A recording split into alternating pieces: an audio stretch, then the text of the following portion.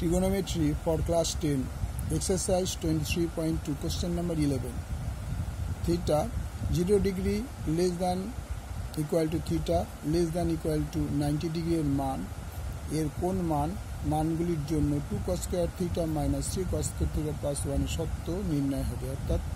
এই থিটার মান নির্ণয় করতে হবে কোনটা কত সত্য কিনা সেটা জানতে হবে। তাহলে দেখো 2 cos square theta minus 3 cos theta plus 1 equal to 0 और আমরা এটাকে 2 cos square theta minus এই 3 cos theta কে ভাঙিয়ে নিচ্ছি 2 cos theta minus cos theta plus 1 equal to 0 এটা কিন্তু মাইনাস और এই দুটো থেকে আমরা কি কমন নেব এইটা থেকে এটা 2 cos theta কমন নিয়ে নি কমন নিলে এখানে শুধু cos theta থাকবে মাইনাস মাইনাস এই 2 cos theta আমরা কমন নিয়ে নিয়েছি এটা হবে 1 এখান থেকে 1 কমন নিলে cos theta plus minus 1 equal to 0 বা তাহলে তো আমার এইটা কমন গেল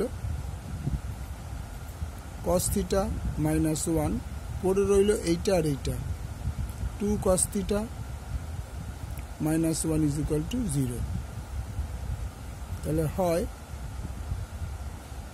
cos theta minus 1 equal to 0 cos theta equal to 1 और cos theta equal to তাহলে cos theta equal to cos 0 degree বা theta equal to 0 degree এটা হচ্ছে 2 cos theta minus 1 equal to 0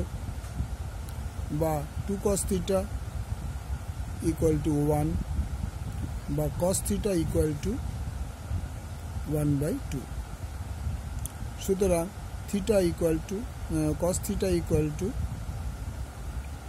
cos 60 degree তাহলে theta equal to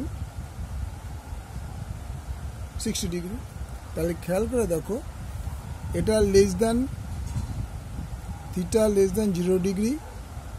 90 less than theta তাহলে এখানে দুটোই 0 degree মিলে ওটা লেস দ্যান সুতরাং 2 cos square theta minus 3 cos theta plus 1 equal to সত্য নির্ণয় করা হলো